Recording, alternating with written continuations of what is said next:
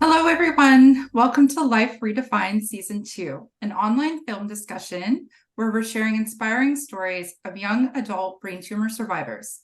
This amazing event has been generously sponsored by Selectpath Professional Financial Services. Thank you, Selectpath, for making this happen. We appreciate the support. I'm Amanda Hutter, Support Services Specialist here at Brain Tumor Foundation of Canada. With me throughout this event is the multi-talented Dr. Mike Lang, researcher, film director, producer, and digital storytelling specialist. And of course, we've got a fantastic guest with us today, Emily McGregor. Thank you for being here and sharing your story. Awesome. Great.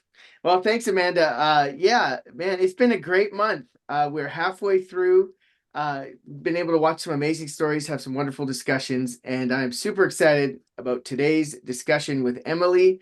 Emily, your story, there's so many things that stand out to me in your story that we'll get to afterwards.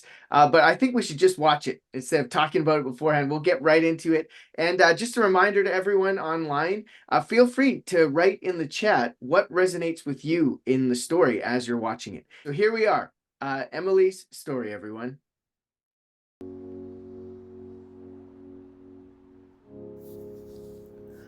My partner called me She-Hulk that day, as I wasn't very cooperative with the 4 paramedics trying to help me get onto the stretcher. They kept asking him, did she do any drugs? His response, well, no, she never has. She doesn't even drink alcohol. Are you sure? They asked. I don't remember this part of the adventure. I blacked out sometime earlier that day, and here I was in the ER, confused. It took me a few seconds to remember my name. I looked up, and a doctor was standing by my bed. Sorry, you had a seizure, and we found a large mass on your brain. You can no longer drive or work until further notice. You also shouldn't go swimming alone or have a bath, as it's not safe. I sat there stunned.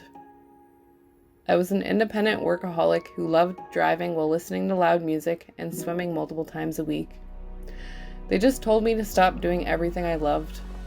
As the conversation continued, I finally discovered why I had light sensitivity issues, why I wasn't capable of taking a nap without feeling bad after, why I suffered from headaches quite often, and why I had fluctuating weight issues despite living a healthy and active lifestyle. Can you say mind blown?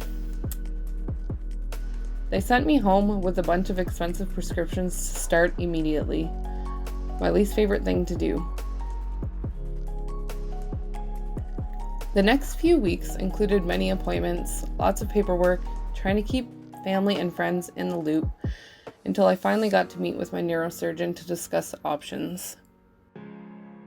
Based on my age and overall health, I chose the less invasive surgery, only taking out a small amount to be tested for the big C word. It seemed like the right choice. After working with kids for the past 10 years, I was finally ready to start my own family. And of course, there was the possibility of death, paralysis, and a long list of other possible issues with an invasive surgery.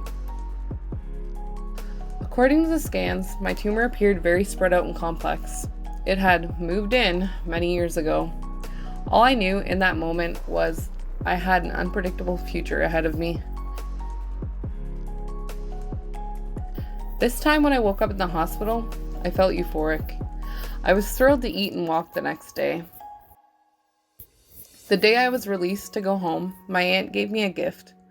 The Band-Aid was on the left side, just like mine. It made me feel invincible, like I had been hurt, but I could recover. Waiting for the results was a struggle. Be kind to yourself was a reminder when I didn't feel strong, but I didn't get the worst possible news. Time for another big decision. Do I watch and wait, or jump into chemo and radiation? Thankfully, a dry cough from the steroid made the decision for me. Every 3-month scan has been stable since. I recently graduated to every 4 months instead. My energy levels and strength are still too unpredictable to go back to any of my previous jobs. So luckily, my new career as a mortgage agent is flexible and remote. I miss the old me, my routine, my financial stability, but I choose to live in the present, try to be grateful for where I am right now, and fingers crossed, I can finally start my own family.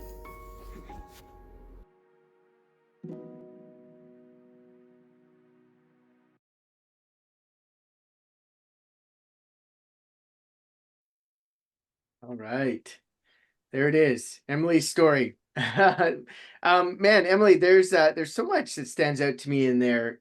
Something that but something that really resonates with me is that moment where that line, they just told me to stop doing everything that I loved. And man, I think that's such a compelling moment, right? And it also talks about how cancer, or a brain tumor diagnosis, it's never just about the brain tumor, right?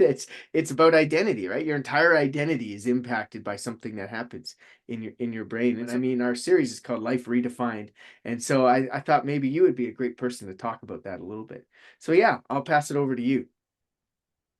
I think it's important just to be kind to yourself and take it one day at a time, because if you don't, it just becomes really overwhelming, just from my own experience. Life is slowly kind of going back to normal, whatever that is now. So, Yeah. so yeah, some days are tough and some days are okay, but Mhm. yeah, it's just a matter of taking it one day at a time. Yeah. Have you been able to get back to some of those things like swimming and driving and loud music? Yeah, I've had my license back for over 6 months, so that's nice. So I don't Awesome. have to ask someone else to bring me to the pool, and I can listen to whatever music I want because I'm alone in the car. So that's So been really nice. you and your partner have different tastes in music? Occasionally, Yeah. for the most part, it's okay, but I like the bass kind of loud, and he doesn't always like that. So Awesome. That's great. So you roll up at the pool with the subwoofers thumping. I love it. yeah. Very cool. Great. Well, hey, I want to bring Amanda in here, and Amanda, you can just maybe share one thing that resonates with you in the story, something that stood out to you as you were watching Emily's story. The loss. That really sticks out to me, like with her story. It's just nobody expects to get this kind of diagnosis. So it truly is a surprise to most people. Yeah. And of course, everyone's experience is different. But the common theme, it's that loss. Like all of a sudden, for example, like for Emily, like you can't drive anymore.